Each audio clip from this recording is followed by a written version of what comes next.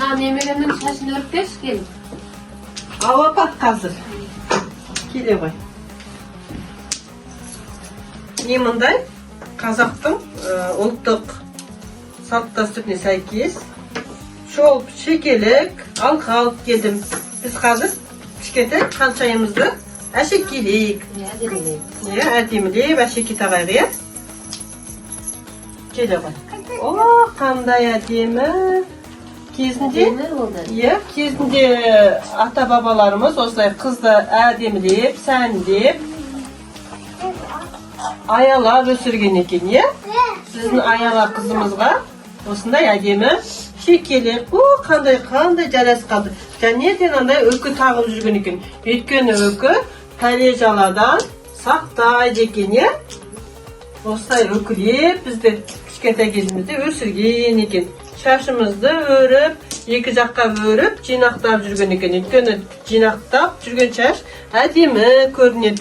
Сондықтан сосын осындай тұмар таққан екен. Өйткені тұмар да пәле жаладан, ауру сырқаудан сақтасын деп ырымдаған. Қазақ халқында ырымдар өте көп қой. Міне, қандай әдемі болды қызымыз, е? Әдемі қыз болды. Аяла саған ұнады ма? Әне, аяламызға ұнады. Өте әдемі, е?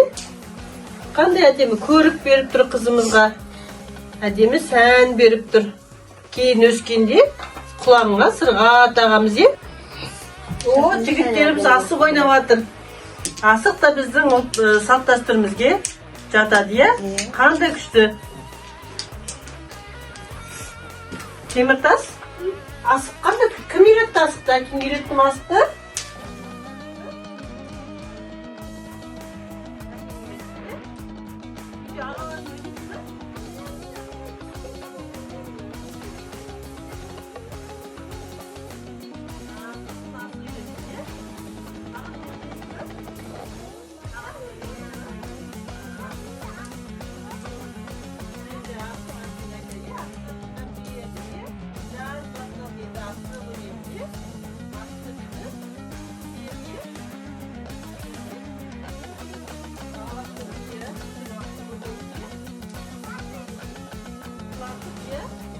Алысқа құлатсаң, ол асық сенікі болады, е?